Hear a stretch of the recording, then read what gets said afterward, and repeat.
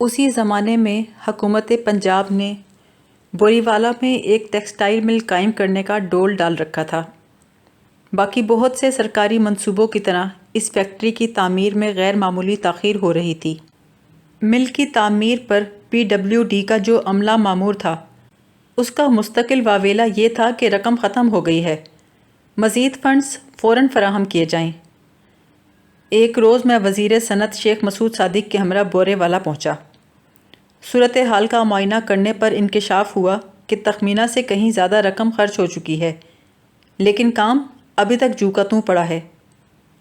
PWD کے چند senior افسروں کو جمع کر کے وزیر صاحب نے ان کو آڑے ہاتھوں لیا اور دھمکی دی، تم لوگوں کا ہاضمہ بڑا تیز ہے، سارا بجٹ ہضم کر بیٹھے ہو اور کام ابھی پورا نہیں ہوا، اب مزید رقم نہیں آئے گی، 2 ماہ کے اندر کام ختم نہ ہوا تو ہماری بجائے پولیس ہتھکڑیاں لے کر آئے گی۔ یہ دھمکی کارگر ثابت ہوئی اور فیکٹری پائے تکمیل کو پہنچی۔ دوراندیشی سے کام لے کر صوبائی حکومت نے فیصلہ کیا کہ اس ٹیکسٹائل مل کو چلانے کے لیے مناسب شرائط پر حبیب بینک کے حوالے کر دیا جائے۔ اس سلسلے میں حبیب بینک کے جو نمائندے مجھے ملنے آئے، میں بہت متاثر ہوا۔ یہ جوان سال، خوش لباس، خوش کلام نمائندے اپنے بینک کی نمائندگی نہایت رکھ رکھاؤ اور خوش اخلاقی، خودداری اور صاف گوئی سے نبھاتے تھے۔ ان میں سے ایک آغا حسن آبدی اور دوسرے ابن حسن برنی تھے۔ متروکہ صنعتوں کی الاٹمنٹ حاصل کرنے والے جھوٹ، فریب، فراڈ اور حرص کے مارے ہوئے ہجوم سے نپٹ کر جب ان 2 حضرات سے ملاقات ہوتی تھی تو اچانک یوں لگتا تھا جیسے تازہ ہوا کا جھونکا آ گیا۔ بینکاری کی دنیا میں آج آغا حسن آبدی کا نام ساری دنیا میں گونج رہا ہے۔ وہ اپنے جیٹ ہوائی جہاز میں بیٹھ کر دنیا بھر میں مشین کی طرح کام کرتے ہیں۔ اس دوران اگر کوئی پرانا دوست یا رفیق نظر آ جائے تو خلوص اور اتفاق سے ملتے ہیں۔ ان کی مصروفیات کا یہ عالم ہے کہ بعض اوقات وہ ایک ملک میں چند گھنٹوں سے زیادہ نہیں ٹھہرتے، لیکن کوئی دوست مل کر گھنٹوں بیٹھا رہے تو نہ کسی بے چینی کا مظاہرہ کرتے ہیں، نہ بار بار گھڑی کی جانب نگاہ ڈالتے ہیں۔ حبیب بینک میں 12 برس گزارنے کے بعد انہوں نے UBL کی بنیاد ڈالی، جس نے پاکستان میں بینکاری کو ایک نئے معیار سے روشناس کرایا۔ دیکھتے ہی دیکھتے نیشنل بینک کے بعد یہ ہمارے وطن کا دوسرا سب سے بڑا بینک مان لیا گیا، جس کی پاکستان میں 912 اور بیرون ملک 24 برانچیں کھل گئیں۔ اندرونی برانچوں میں 224 شاخیں مشرقی پاکستان میں تھیں۔ UBL نے بین الاقوامی سطح پر اپنا خاص رنگ جمایا اور خلیج کی امارات سمیت مشرق وسطیٰ میں تیل کی دولت اگلنے والے ممالک کے ساتھ گہرے رشتے استوار کیے۔ بھٹو صاحب کی حکومت میں جب UBL کو قومیہ لیا گیا تو آغا صاحب نے بھی اپنی مالیاتی مہارت کا رخ مغرب کی جانب موڑ دیا۔ مغربی دنیا میں آغا حسن آبدی کی کامیابیاں ایک افسانے سے زیادہ عجیب اور حیران کن ہیں۔ انہوں نے bank of credit and commerce international کے نام سے ایک بین الاقوامی ادارہ قائم کیا، جس کے صدر وہ خود ہیں۔ یہ بینک ایک واحد ادارہ نہیں بلکہ اپنے ساتھ ایک وسیع مالیاتی فنون کے اداروں کے مجموعے کا مرکز ہے۔ اس کا headquarter Leadenhall Street, London میں ہے۔ اس گلی میں ذرا سے فاصلے پر وہ مقام ہے جہاں 31 دسمبر سن 1600 میں ایسٹ انڈیا کمپنی کی بنیاد رکھی گئی، جس نے رفتہ رفتہ برطانیہ کی شہنشاہی کی وہ داغ بیل ڈالی جس پر سورج کبھی غروب نہ ہوتا تھا۔ اکتوبر 1981 میں لندن میں وہاں کے ایک مشہور رسالے نیو اسٹیٹسمین کا ایک شمارہ میری نظر سے گزرا۔ اس کے سر ورق پر آغا حسن آبدی کی بڑے سائز کی رنگین تصویر تھی، جس کے نیچے درج تھا، ہائی اسٹریٹ کا بینکر جو حکومتیں خرید لیتا ہے۔ رسالے میں آغا صاحب کے بارے میں 4 صفحات کا طویل مضمون بھی تھا، جس کا ایک ایک فقرہ حسد، رقابت، خوف اور نفرت کی بھٹی میں بجھا ہوا تھا، جس کی وجہ یہ تھی کہ BBC&I ایک ایسا بینک تھا جو خطرناک تیز رفتاری سے دنیا کے گوشے گوشے میں پھیل رہا تھا۔ جنوبی امریکہ، لاطینی امریکہ، افریقہ، ایشیا، مشرق وسطیٰ اور یورپ کے اہم کاروباری مراکز میں پاؤں جمانے کے علاوہ انگلستان میں بھی اس کی 50 سے اوپر برانچیں تھیں۔ ترقی اور وسعت کی یہ تیز رفتاری انگلستان کے اونگتے ہوئے سرد مہر بے حس بینکوں کے لیے ایک خطرے کا نشان بن گئی تھی۔ یعنی ایک پاکستانی اس بینک کو قائم کر کے برطانوی سامراج کی 1.5-2 صدی کا قرضہ کم از کم اقتصادی شعبے میں اتار چکا تھا۔ اس مضمون کے مطابق بینک کی مثالی ترقی اور تعمیر کا راز اس کے پریزیڈنٹ آغا حسن آبدی کی مہارت میں نہیں بلکہ ان کی سیاسی شعبدہ بازی میں تھا، جس سے کام لے کر وہ بہت سے ملکوں کے سربراہوں اور حکومتوں کو مٹھی میں رکھتے تھے۔ یہ مضمون پڑھ کر مجھے کرید لگ گئی کہ میں آقا صاحب سے مل کر یہ معلوم کرنے کی کوشش کروں کہ ان کی ترقی کا اصلی راز کیا ہے، جس کی وجہ سے ان کے خلاف حسد اور بغض کے اتنے شعلے بھڑک رہے ہیں۔ کچھ عرصے بعد لیڈن ہال اسٹریٹ والے ہیڈ کوارٹر میں مجھے موقع مل گیا۔ بینک کی ایک 6-7 گھنٹے طویل میٹنگ سے فارغ ہو کر جب وہ مجھے ملے تو حشاش بشاش تھے۔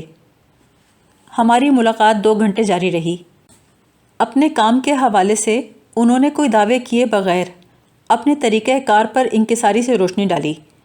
میرے لیے وہ سب کاروباری دنیا کا اچھوتا انداز تھا۔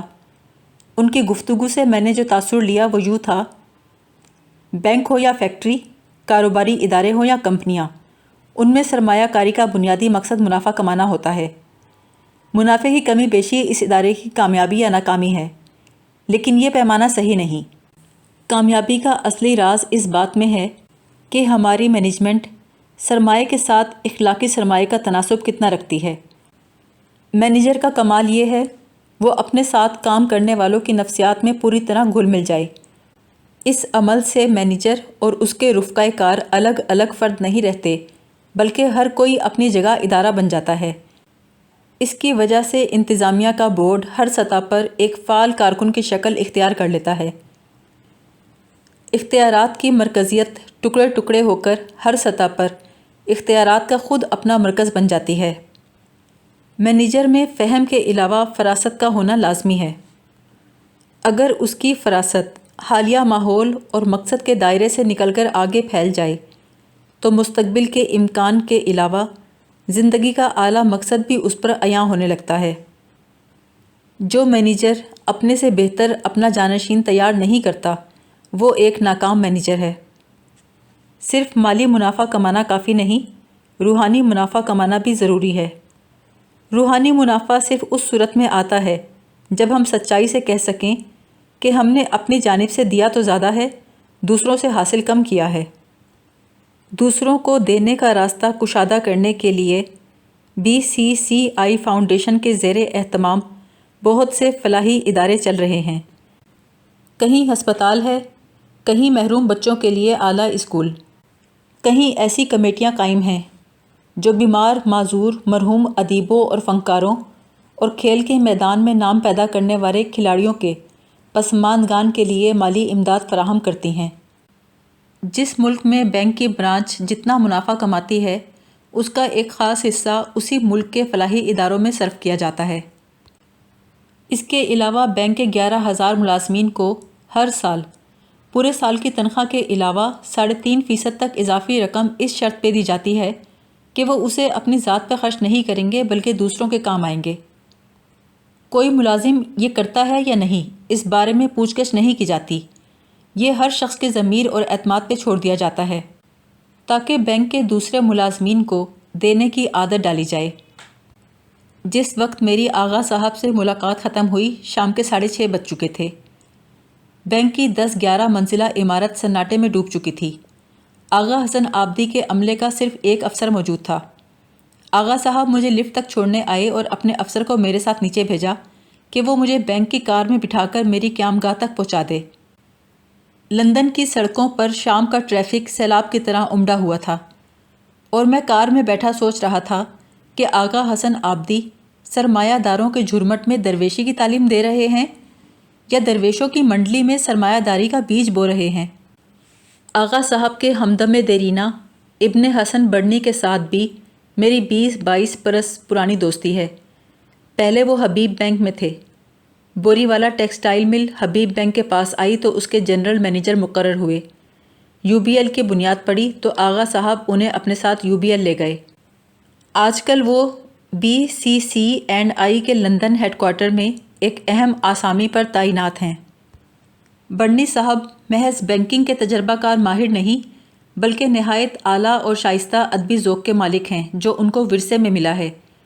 ان کے والد مرحوم سید حسن بڑنی ایک کامیاب وکیل ہونے کے علاوہ صاحب طرز ادیب بھی تھے۔ اخبارات اور رسائل میں علمی، ادبی، تاریخی اور تمدنی موضوعات پر ان کے مضامین چھپتے تھے۔ مشہور زمانہ قادیانی مذہب نامی کتاب کے مصنف الیاس بڑنی بھی بڑنی صاحب کے نہایت قریبی عزیز تھے۔ اس علمی اور ادبی ماحول میں آنکھ کھول کر ابن حسن بڑنی نے بھی طالب علمی کے زمانے میں لکھنے لکھانے کا شوق کسی حد تک نبھایا، لیکن قدرت نے ان کا نام بینکنگ کے کھاتے میں ڈال رکھا تھا۔